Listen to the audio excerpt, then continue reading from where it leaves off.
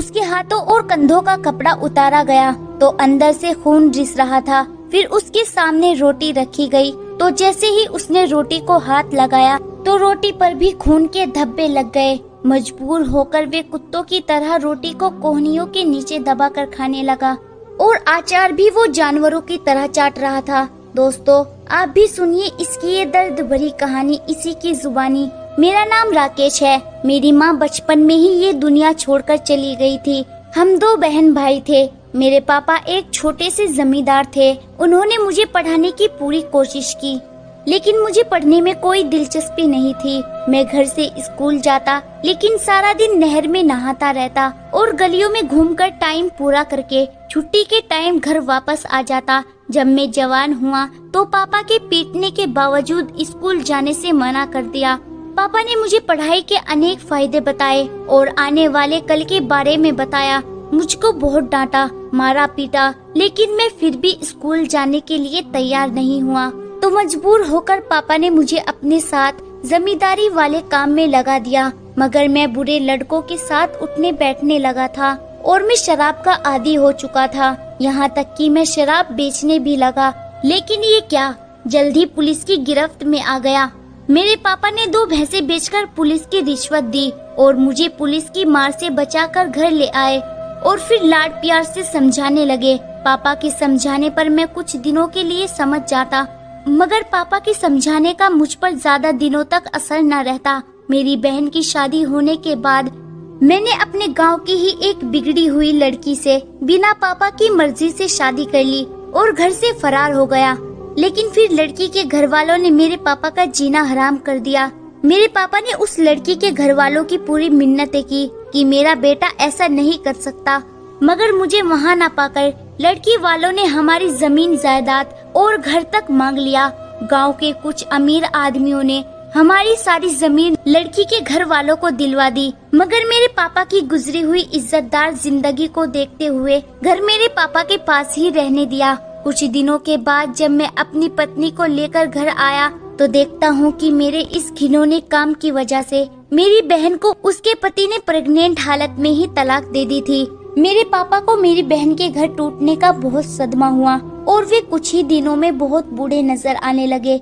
इसी परेशानी में मेरे पापा को टीबी हो गई। मेरे पापा मुझे रोज समझाते रहते थे, मगर मैं पापा पर गुस्सा हो जाता।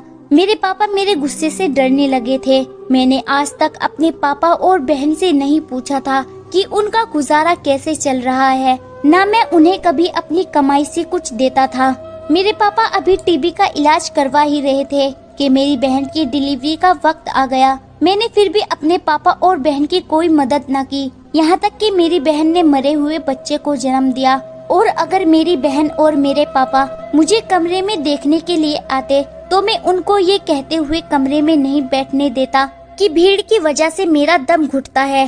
खैर, जैसे तैसे वक्त गुजरता रहा। कुछ दिन बाद ही मेरी पत्नी मुझको मेरी बहन के खिलाफ करने लगी थी। कभी किसी बात पर मेरी बहन के साथ लड़ती तो कभी किसी बात पर, और जब मैं घर आता तो मुझसे शिकायत करती। आहिस्ता आहिस्ता पत्नी की बातों में आकर मैं भी अपनी बहन से लड़ाई झगड़े करने लगा और उस पर हाथ भी उठाने लगा। जब मैंने बहन पर हाथ उठाना शुरू किया तो पापा भी बहन को बचाने के लिए बीच में आ जाते। हालांकि मुझे करना चाहिए था कि मैं पापा की इज्जत करता, मगर मैंने ऐसा नहीं किया और पापा को धक्का मारकर एक साइड में गिरा दिया। मैं जब कभी गुस्से में पापा पर हाथ उठाता तो मेरे पापा मुझे कहते कि जो माँ बाप की बेइज्जती करता है ऊपर वाला उसको कड़ी से कड़ी सजा देता है। मगर मैं पापा की बात को सुनकर अनसुना करके बहन को पीटने लगता। एक दिन मैं अपनी बहन को किसी बात पर पीट रहा था कि अचानक पापा उसको बचाने के लिए बीच में आ गए तो मैंने पापा को धक्का दे दिया। वे जमीन पर जा गिरे और मुझे बद्दुआ देने लगे, जिससे मैंने गुस्से में आकर पापा के सिर पर ईंट दे मारी और वो वहीं तड़प तड़प कर मर गए। जब मेरे पापा की जान निकल रही थी तो वे पानी पानी कर रहे थे। मेरी बहन ने उनको पानी देना चाहा तो मैंने पानी वाला गिलास पकड़कर दूर फेंक दिया और बहन को थप्पड़ मारते हुए अंदर कमरे में बंद कर दिया। कुछ देर बाद मेरा गुस्सा ठंडा हुआ, लेकिन अब क्या करता, क्योंकि मेरे पापा तो अब ठंडे हो चुके थे।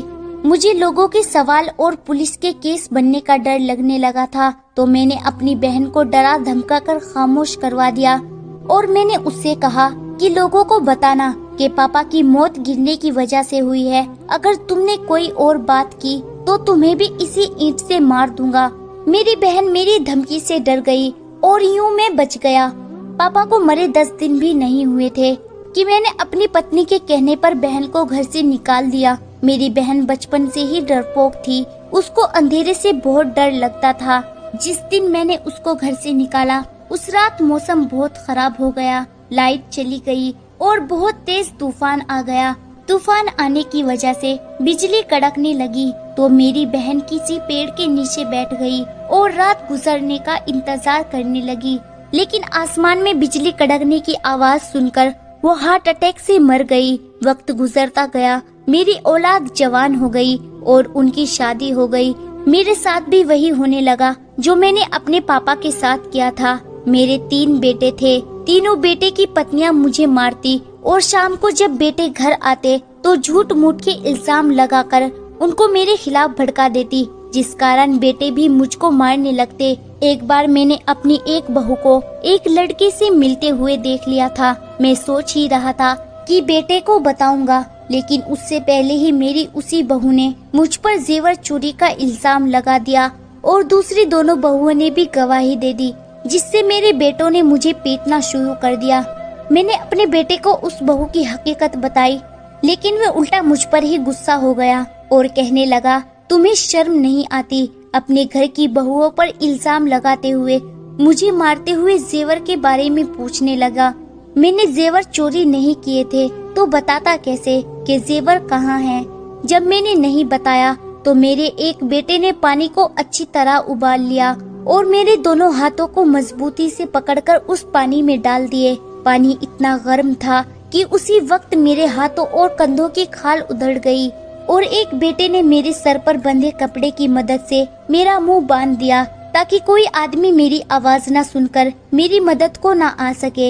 इतनी सजा के बाद भी मेरे बेटों का दिल नहीं भरा और मेरे जिस्म पर चिपके हुए कपड़े को खींचकर जेवर के बारे में पूछने लगे। दिन में जब मेरे बेटे काम पर होते तो मेरी बहू मेरे जले हुए हाथों को तकलीफ पहुंचाती।